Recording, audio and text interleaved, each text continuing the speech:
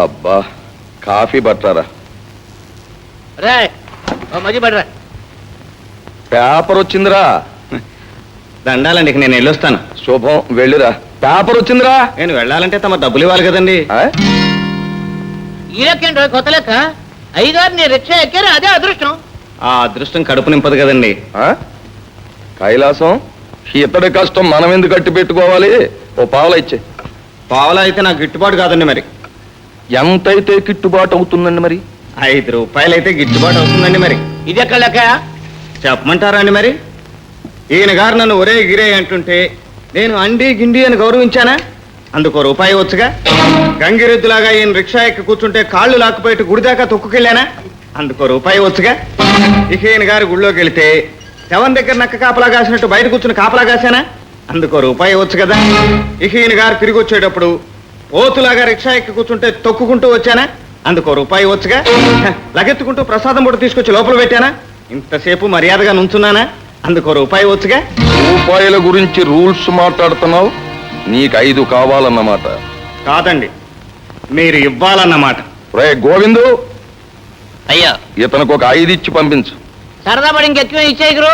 లెక్క ప్రకారం 5. ఒక్కటెక్కువ ఇచ్చినా నేను పుచ్చుకోనులేండి. నేను ఎవరిని ఎన్ని అడిగినా నేను ఇచ్చేది మాత్రం ఎప్పుడూ ఒక్కటే. సాధారణంగా రెండోది ఇచ్చే అవసరం రాదు. మీకు కూడా ఒకటి ఇమ్మంటారు. 5 ఇచ్చే. ఇది ఇంతకు ముందే ఇచ్చుంటే వాడు ఆరోగ్యంగా ఉండేవాడుగా. ఇంతకు ముందు ఎప్పుడు ఈ ఊళ్ళో ఇటువంటి టపాకాయ సౌండ్ వినలేదు. ఇది ఏ ఊరు లెక్క? ఎవరు బాబు నువ్వు? ఇక నుంచి ఈ ఊరు లెక్కే. ఈ రామరాజ్యంలో అడుగు పెట్టిన భీమరాజుని. అయ్యా ఇప్పుడు అర్థమైందా నా ఎడంకన్ను కొట్టుకోవడానికి అర్థం? 2 సార్లు కొట్టు ఉరుకును కాబట్టి సరిపోయింది.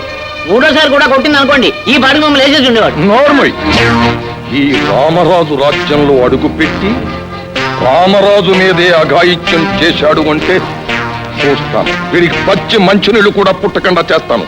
నువ్వు తొందరపడ్డావేమో అనిపిస్తుంది భీమరాజు. తన మనిషిని తన కళ్ళెదుకుండా కొడితే ఆ రామరాజు చూస్తూ ఊరుకుంటాడా? ఊరుకోకపోతే ఊరొదులు పోతాడు, లేకపోతే ఊరేసులు చస్తాడు. అంతేగాని ఊళ్ళో ఉన్న మనుషులందరూ తన కాళ్ళ కింద పడి ఉండే కుక్కలు అనుకుంటున్నాడా? అది కాదు భీమరాజు, నువ్వు చేసింది మనసులో పెట్టుకుని ఆ రామరాజు గారు మన రిక్షా వాళ్ళందరికీ ఏదన్నా అన్యాయం తలపెడితే? ఒక్క మనిషి 10 మందికి అన్యాయం చేస్తుంటే చూస్తూ ఊరుకుంటామా? వాడికి చేతనైంది వాడు చేస్తే మనం చేయగలిగింది మనం చేస్తాం. అన్నయ్య రామ్మ, కాఫీ తీసుకోండి. నా చెల్లెలు సీతరాజు. నమస్కారం అండి. నమస్కారం. అమ్మ సీత, భీమరాజు అని మన పాలిట అండగా నిలబడడానికి వచ్చిన మంచి మనిషి అమ్మ. రాజయ్య రాజయ్య, మన యూనియన్ లీడర్ రంగడు అందరిని రమ్మంటున్నాడు. ఎరా రాజయ్య, ఎవడురా భీమరాజు గారికి రెచ్చ ఇచ్చింది? నేనే. ఆహా, నువ్వేనమాట. సిగ్గు లేకపోతే సరే. ఆ భీమరాజు గారు వెళ్ళి మనందరికీ కూడు పెట్టే రామరాజు గారి మీద చేయి చేసుకోబోయాడంట. ఇప్పుడు ఆ బాబు ఎర్రి కోపం మీద ఉన్నాడు. ఇక మీద రెచ్చాలు ఇవ్వనంతనే ఏం చేస్తారు? యాదవలు ఊరు పేరు లేనోడికి రెచ్చాలు ఇచ్చి ఏదో పని చేస్తారు. సరే, నేను ఒకటి చెప్తాను వినండి. ఏంటది? ఉన్న పళంగా భీమరాజు గారిని ఊరి నుంచి తగిలేయండి. ఆ రామరాజు బాబు కాళ్ళ మీద పడి ఎలాగోలా రెచ్చాలు ఇప్పించి ఏర్పాటు నేను చేస్తాను. కాళ్ళే ఇప్పటిదాకా నువ్వు వీళ్ళకి చేసిన ఏర్పాటు. ఎక్కువ అద్దె తీసుకుని రిక్షాలు ఇస్తూ ఏదో పుణ్యానికి ఇస్తున్నట్టుగా రామరాజు ప్రవర్తించడం, దానికి నీలాంటి వాళ్ళు వత్తాసు పలకటం. నీతో మాట్లాడటం అనవసరం. రే, నేను చెప్పే మాట వినేవాళ్ళే నేను లీడర్గా ఉన్న యూనియన్లో ఉన్నట్టు లెక్క. నీలాంటి లీడర్ యూనియన్ లో లేకపోవడమే మంచిది.